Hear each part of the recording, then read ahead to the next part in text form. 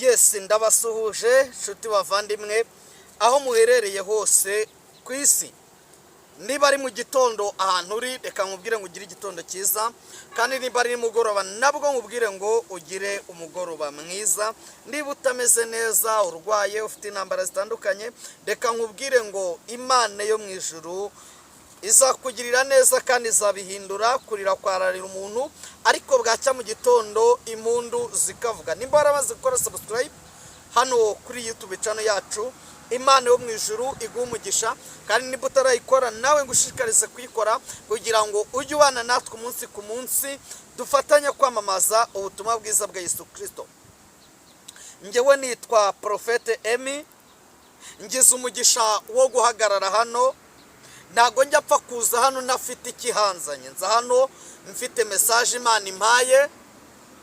Iyo yimpaye ndaza, iyo itayimpaye ndabyihorera, kubera ko hagowe cyangwa hazabona ishyano abavuga ngo Imana yavuze itavuze. Biri ngombwa rero ko dukora mu mucyo. Yesu yaravuze ngo ndi umucyo w'isi. Umunyu nukayuka uzaba umaze. Aravuga ngo ntacyo waba ukimaze. Melasidi widi bonema anda. Kereka kuwushyira mu nzira abantu bakawukandagira. Kabiri, na wakongeza itabaza ngo aritwikirize iki? Intonga. Niba ntacyo kuvuga umuntu afite o kugira ngo abeshye ngo Imana yavuze, yabyihorera. Ariko nimba gifite ntiyagitwikiriza intonga. Ndaje rero uyu munsi kugira ngo nubundi tuganire message Imana impaye, kandi nagira ngo nkubwire ngo ni wowe uri kundeba Imana intumyeho, ni wowe na wundi. Reka dusenga Imana, Imana ituyobore. Abwo icyubahiro Kristo, urera ndetse urakiranuka, ibisiza n'imisozi bitarabaho, wowe wari uriho. Mana, nguhaye icyubahiro kuko wongeye kumereza uno mwanya wo kugira ngo ngaragare hano imbere y'ubwoko bwawe. Ndakwinginze undinde kugabanya, undinde kongera, ahubwo mvuga ibyawe uko wabimaye. Urakoze Kristo, kandi uzanyumva ntumyeho wese iri jambo rizahindure ibyo rigomba guhindura, rizasenya ibyo rigomba gusenya, rizubake ibyo rigomba kubaka. Imbaraga z'ijambo ry'Imana ziboneke mu izina rya Yesu. Urakoze, amen. Fata Bibiliya yawe dufatanye gusoma ijambo ry'Imana. Niho Imana yampereye message.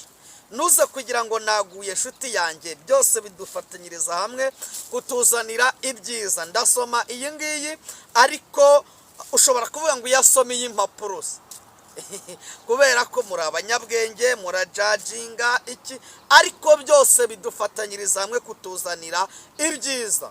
Rero ntucira urubanza, niyi mpapuro irahari, ariko byose ikibangukiye umuntu nicyo afata.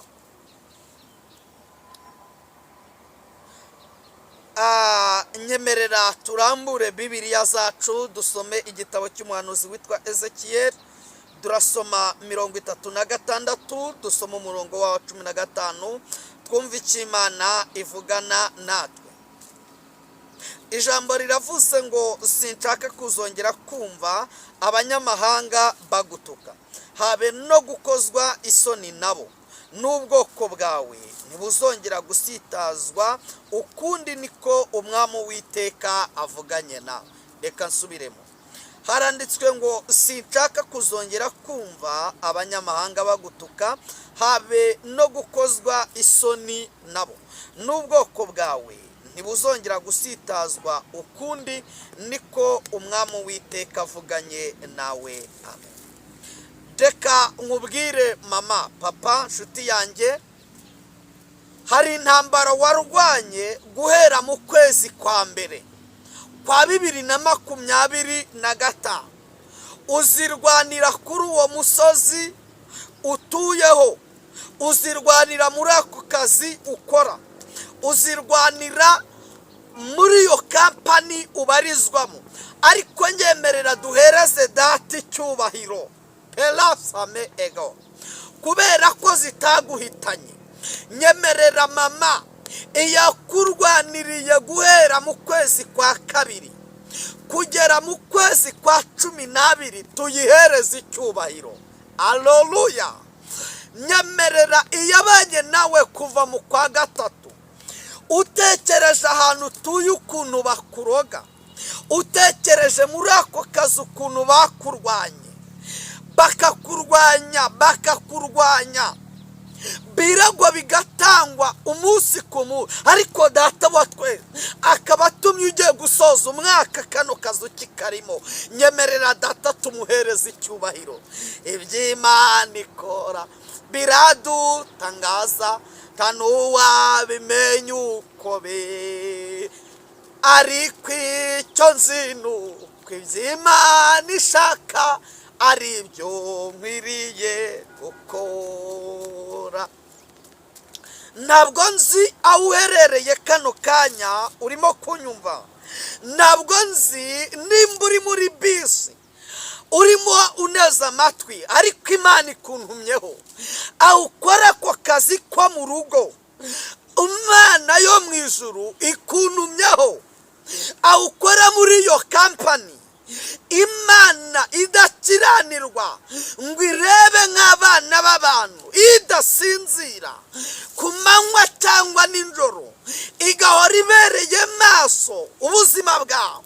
Imana ikuntumyeho idi wita benazana mirasanda. Imana ikuntumyeho ibi bintu ntubipinge, ntubimenyere. Imana ikuntumyeho. Muririmbyi yararirimbye aravuga ngo iyakubwiye kera niyo yongeye kuvugana nawe. Iyakubwiye kutazapfa ahubwo uzarama niyo yongeye kuvugana nawe.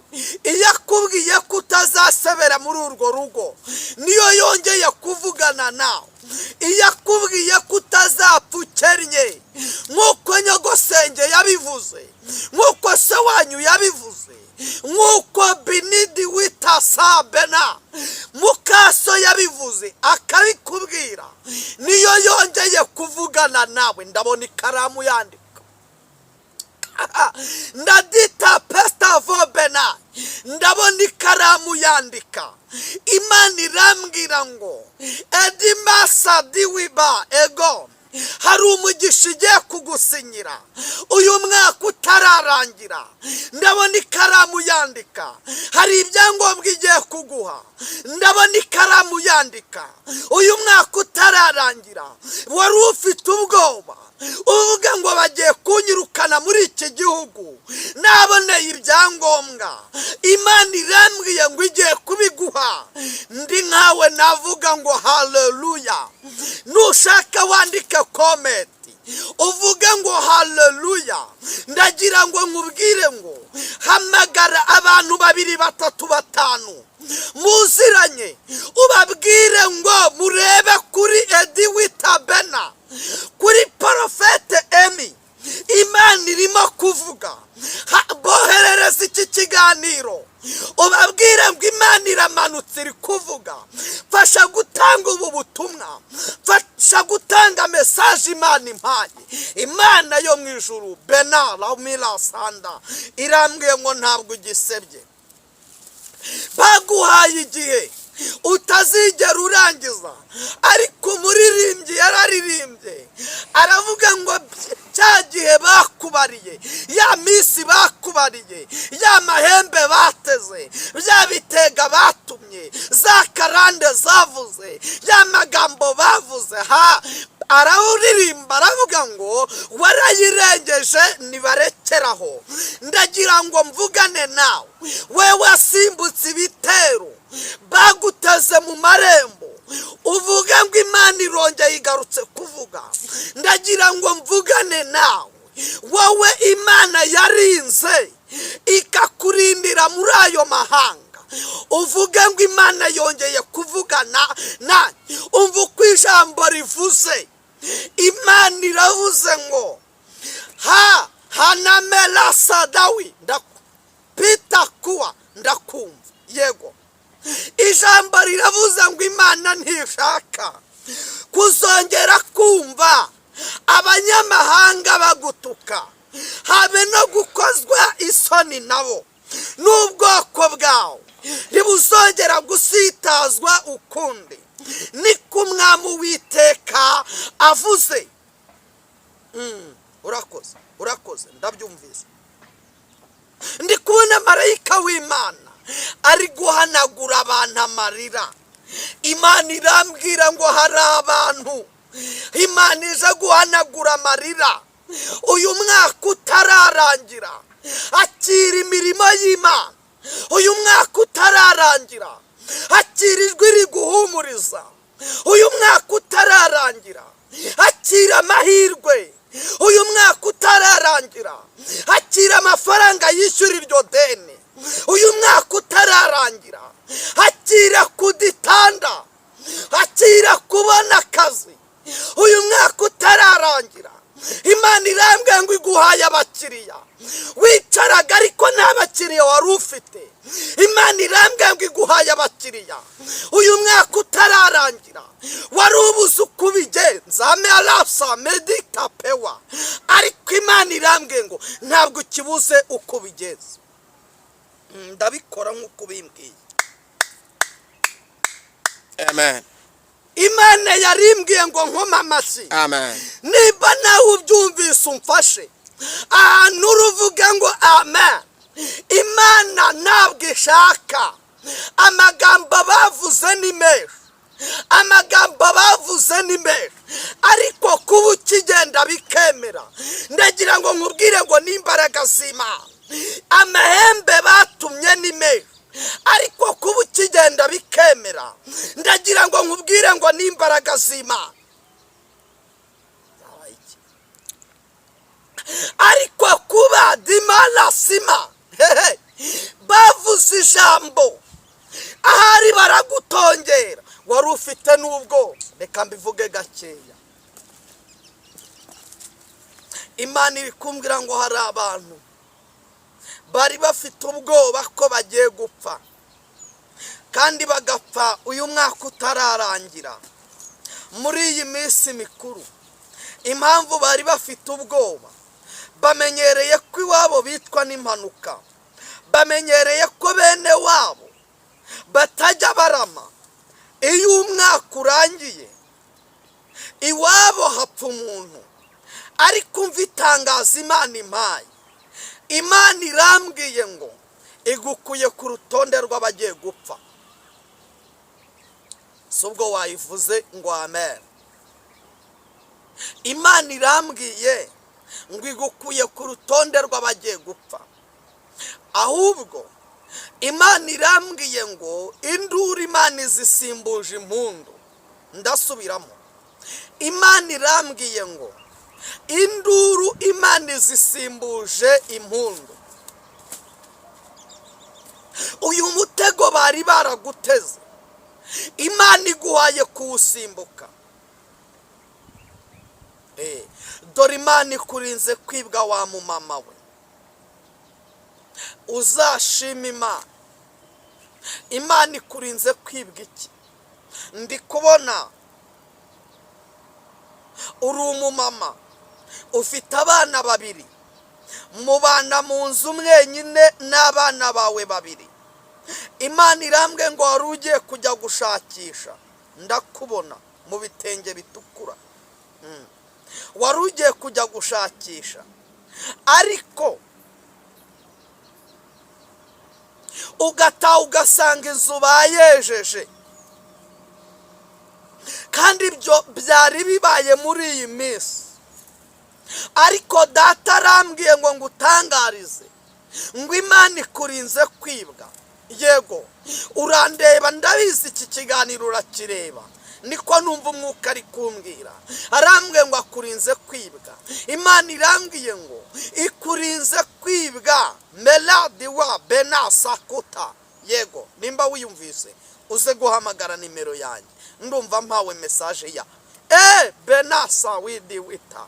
Imana iri kunyereka umuntu urwaye, ariko arwaye amaguru.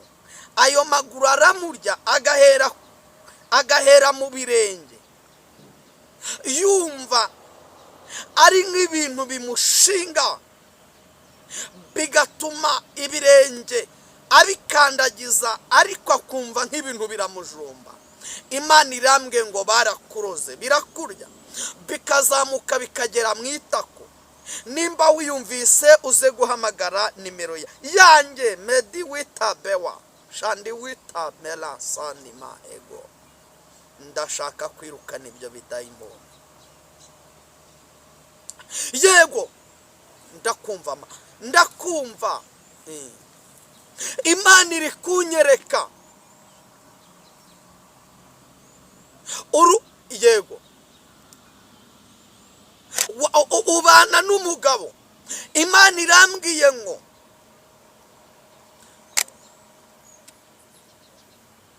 Carrefour